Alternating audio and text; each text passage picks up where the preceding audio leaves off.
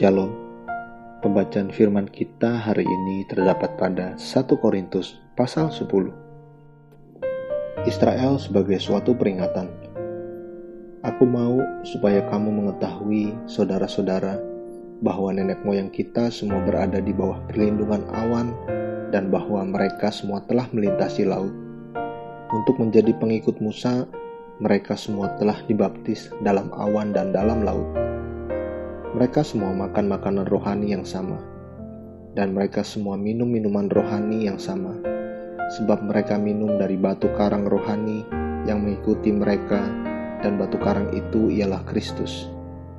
Tetapi sungguh pun demikian, Allah tidak berkenan kepada bagian yang terbesar dari mereka, karena mereka ditewaskan di padang gurun. Semuanya ini telah terjadi sebagai contoh bagi kita untuk memperingatkan kita, supaya jangan kita menginginkan hal-hal yang jahat seperti yang telah mereka perbuat, dan supaya jangan kita menjadi penyembah-penyembah berhala, sama seperti beberapa orang dari mereka, seperti ada tertulis, maka duduklah bangsa itu untuk makan dan minum, kemudian bangunlah mereka dan bersukaria. Janganlah kita melakukan percabulan, seperti yang dilakukan oleh beberapa orang dari mereka, sehingga pada satu hari telah tewas 23.000 orang. Dan janganlah kita mencobai Tuhan, seperti yang dilakukan oleh beberapa orang dari mereka, sehingga mereka mati dipagut ular.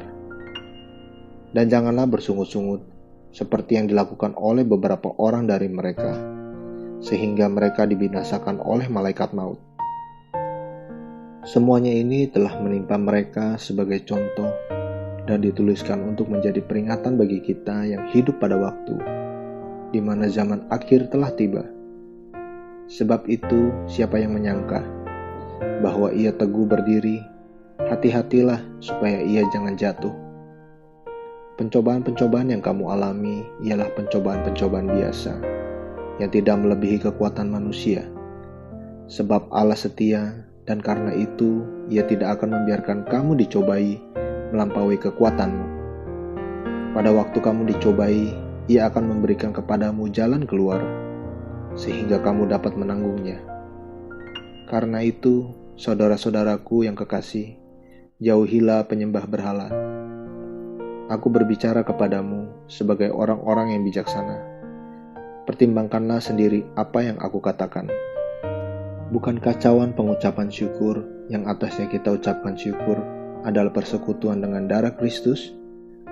Bukankah roti yang kita pecah-pecahkan adalah persekutuan dengan tubuh Kristus? Karena roti adalah satu, maka kita, sekalipun banyak, adalah satu tubuh, karena kita semua mendapat bagian dalam roti yang satu itu. Perhatikanlah bangsa Israel menurut daging. Bukankah mereka yang makan apa yang dipersembahkan mendapat bagian dalam pelayanan mezbah? Apakah yang kumaksudkan dengan perkataan itu? Bahwa persembahan berhala adalah sesuatu, atau bahwa berhala adalah sesuatu? Bukan. Apa yang kumaksudkan ialah bahwa persembahan mereka adalah persembahan kepada roh-roh jahat, bukan kepada Allah. Dan aku tidak mau bahwa kamu bersekutu dengan roh-roh jahat. Kamu tidak dapat minum dari cawan Tuhan dan juga dari cawan roh-roh jahat. Kamu tidak dapat mendapat bagian dalam perjamuan Tuhan dan juga dalam perjamuan roh-roh jahat. Atau maukah kita membangkitkan cemburu Tuhan? Apakah kita lebih kuat daripada Dia? Segala sesuatu diperbolehkan. Benar, tetapi bukan segala sesuatu berguna. Segala sesuatu diperbolehkan. Benar, tetapi bukan segala sesuatu membangun. Jangan seorang pun yang mencari keuntungannya sendiri, tetapi hendaklah tiap-tiap orang mencari keuntungan orang lain. Kamu boleh makan segala sesuatu yang dijual di pasar daging, tanpa mengadakan pemeriksaan, karena keberatan-keberatan hati nurani.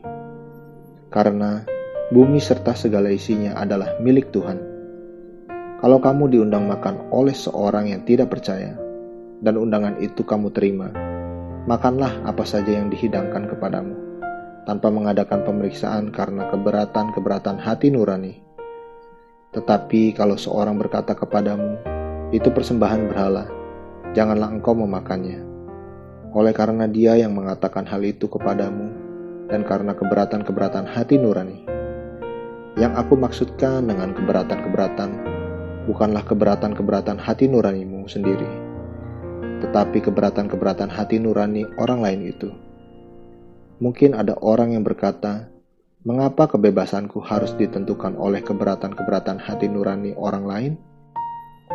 Kalau aku mengucap syukur atas apa yang aku turut memakannya, mengapa orang berkata jahat tentang aku karena makanan, yang atasnya aku mengucap syukur? Aku menjawab, jika engkau makan atau jika engkau minum, atau jika engkau melakukan sesuatu yang lain, lakukanlah semuanya itu untuk kemuliaan Allah. Janganlah kamu menimbulkan syak dalam hati orang, baik orang Yahudi atau orang Yunani, maupun jemaat Allah. Sama seperti aku juga berusaha menyenangkan hati semua orang dalam segala hal, bukan untuk kepentingan diriku, tetapi untuk kepentingan orang banyak, supaya mereka beroleh selamat. Amin. Terus baca firman-Nya, renungkan dan lakukan dalam kehidupan kita. Tuhan Yesus memberkati.